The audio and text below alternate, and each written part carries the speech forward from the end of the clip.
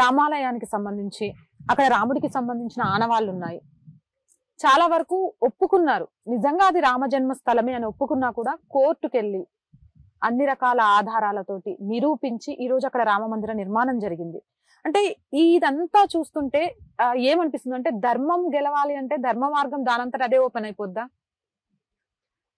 ఇప్పుడు వైలెంట్ గా వెళ్ళేసి యుద్ధం చేసేసి దాని నుంచి వెళ్ళి రామ జన్మభూమిని కట్టేసుకోవాలి అనే నేరో థాట్ ఏ హిందూకి కానీ భారతదేశంలోనే ఏ భారతీయులకు కానీ ఉండదండి.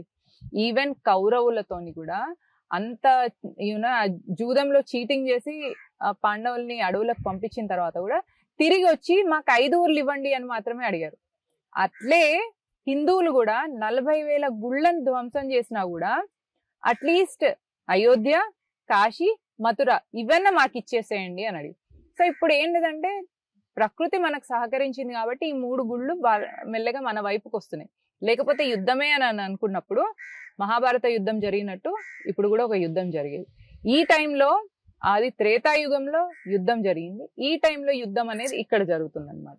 So it is all social media, it is all hitting your psychologically. So ఆ వేలో మన దగ్గర ఏం చేశారంటే హిందువుల కొలోనియల్ మైండ్ సెట్ ఏదైతుందో, అంటే 800 సంవత్సరాలుగా బానిసత్వంలో ఉండి తర్వాత 200 సంవత్సరాలు మళ్ళీ ఇంకొక దాడి వల్ల బానిసత్వంలో ఉండడం వల్ల సో మనకు కొంచెం టైం పట్టింది అనమాట మన స్వాభిమానాన్ని మనము వెలికి తీసుకోవడం కోసం. నేను ఒక ప్రౌడ్ హిందూను అనే కాన్సెప్ట్ వాళ్ళ లోపల వాళ్ళు గ్రో చేసుకోవడం కోసం. సో ఇలా గ్రో చేసుకునే ప్రాసెస్ లో ఏం జరిగింది అంటే ఒక మహనీయుడు వచ్చేసరికి ఫోకస్ అంతా వారి మీద వెళ్ళింది.